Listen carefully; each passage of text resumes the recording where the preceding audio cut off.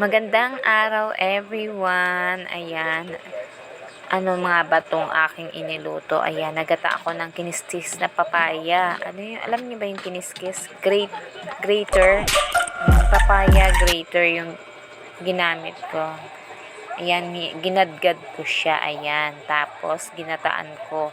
Hinalo ko lang naman dyan. 2 piraso munang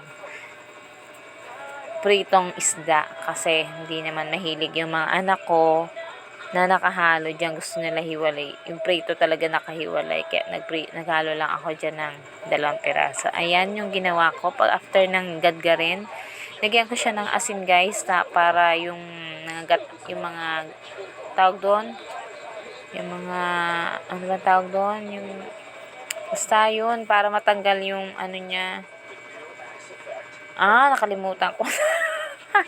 Ayan, nilagyan ko asin, nilamas-lamas ko, tapos sinugasan ko ng 3 beses. After that, isinalang na natin, nilagyan natin ng sibuyas, ayan, ng rekado.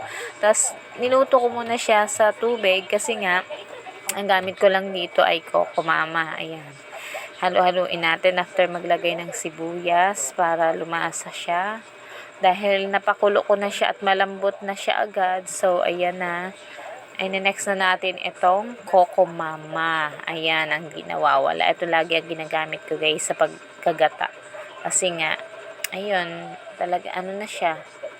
Talaga nakapak na, ready to use na. Kaya ito talaga, wala nang hassle pa, 'di ba? Hindi kagaya ng nyog, pipiga-piga ka pa rin. So, ito buhos na lang. Okay na. Ayan, luto na siya agad, guys. Papakuluin lang natin yung gata, guys. Yun lang at okay na. May prito na tayong isda. Ulam na. Kain tayo. Salamat sa inyong panonood sa aking video. Sana nag-enjoy kayo sa inyong panonood. Hanggang sa muli. Bye!